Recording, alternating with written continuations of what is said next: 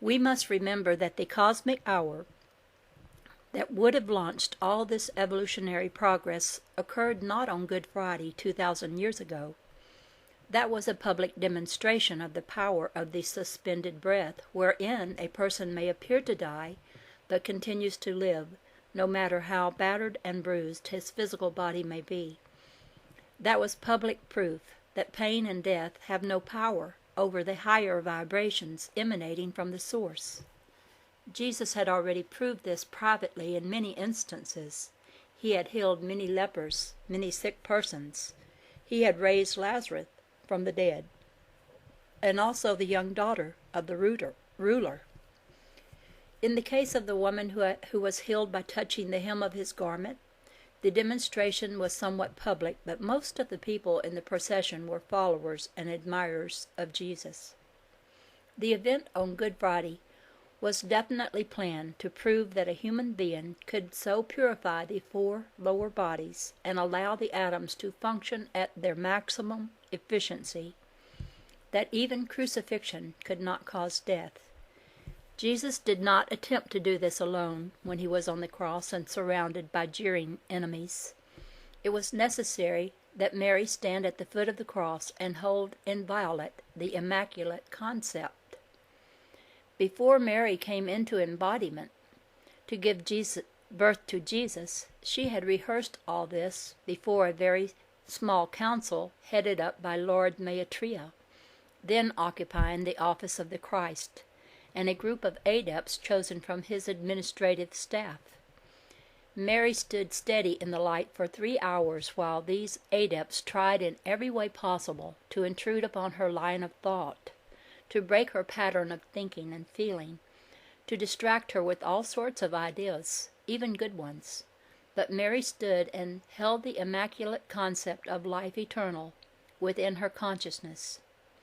Mary passed the test in poise and dignity and sweetness, but well she knew that in a flesh body, in the physical appearance world, it would be quite a different matter. Standing there on Calvary amid dark clouds of poisonous emanations, carrying astral impurity, bigotry, selfishness, greed, and lust from the consciousness of those around her, Mary had to hold with every fiber and cell of her being to that immaculate concept of the resurrected, risen, breathing Christ. But she held to the immaculate concept without losing her poise for even a fraction of a second. She was not alone or without friends gathered from the entire galaxy and galaxies beyond. There, together on that windy hilltop, the forces of light achieved such a mighty victory over darkness that the entire cosmos resounded with glory of the risen one. For the result depended entirely upon whether or not Mary could hold and steadily visualize, without wavering, the risen Christ. Yet she was confronted by her Son on the cross for 3 mortal hours. He was to remain in the tomb for 3 days, and during that entire time she still had to keep fixed and anchored in her consciousness the fact that her Son, in his resurrected flesh body, would come to her in the old grist mill near Bethany when he had risen. Standing there at the foot of the cross, Mary carried within the folds of her garment 3 small packages. One contained gold, another a stick of frankincense, and another of myrrh. She had kept these 3 packages since that day in the stable at Bethlehem, when the 3 wise men of the East had come to see the baby Jesus. These were the especially prepared minerals and spices that were to be used in the anointing of the body of Jesus, so that he could be assisted in the ascension process. As she left the scene on Calvary, accompanied by John, she gave the packages to the women who were to anoint the body. Incidentally, the 3 wise men are today serving the light as masters of the wisdom, El Moroi, Katumi, and Dwayne Cole. Jesus had been born without karma. In his previous embodiment as Alponius of Tarna, he had transmuted the little karma he had remaining at that time. Nevertheless, he had to come back into embodiment as a baby, in order to demonstrate that he could be as other men and still achieve the ascension. He grew up like other little boys, subject to the same childish happenstances. Again, it was Mary who had to hold the Immaculate Concept for her little son until the full realization of his mission could dawn upon him. So when he would stumble while playing and running and skin his knees, Mary would call him to her and say, "Son, let's not magnify this imperfection. Let us magnify the Lord."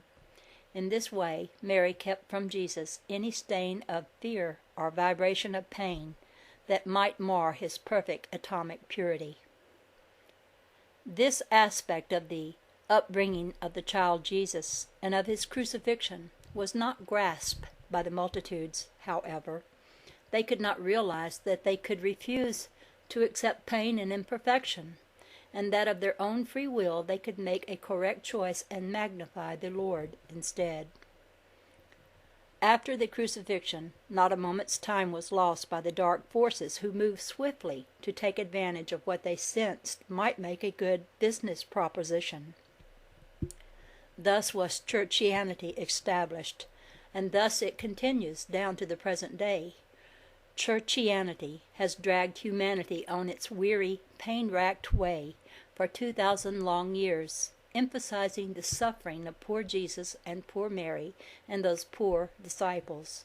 Just a bunch of ignorant fishermen, you know. Too bad, after that poor man Jesus tried so hard that he did not have a few really intelligent followers. So they say, and so they have continued to say down through the centuries. Well, today we can all be grateful to the Father in heaven that when the disciples retired to the old grist mill at Bethany after the event on Calvary, they were so simple and direct in their ways that they just spent their time writing about what they had learned from the teachings of Jesus. Had they been intelligent scientists, they may have started tinkering with H-bombs. They might have thought of taking up the sword and destroying their enemies instead of taking up the pen and writing about how it is not only possible, but necessary to love one's enemies.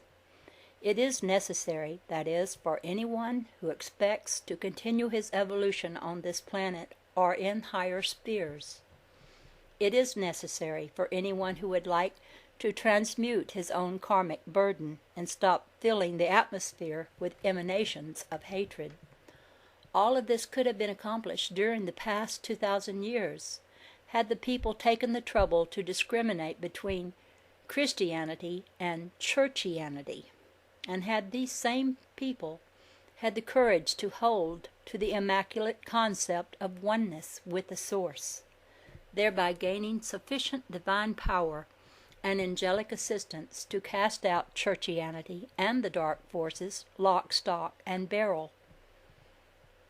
But this was not done. Churchianity gained steadily in power and in greed and in its hold over human minds. It even pretended to the people that it also had a hold over their souls, and many of the foolish ones believed this drivel. A soul, any soul, even the soul of a sparrow, has a direct line of communication with its source. A sparrow does not need to go to church on Sunday morning, yet the Father knows when it falls.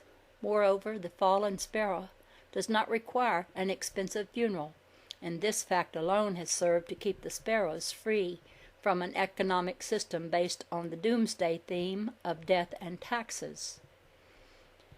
During the last 2,000 years, the dark forces have struck again and again at the heart of the people.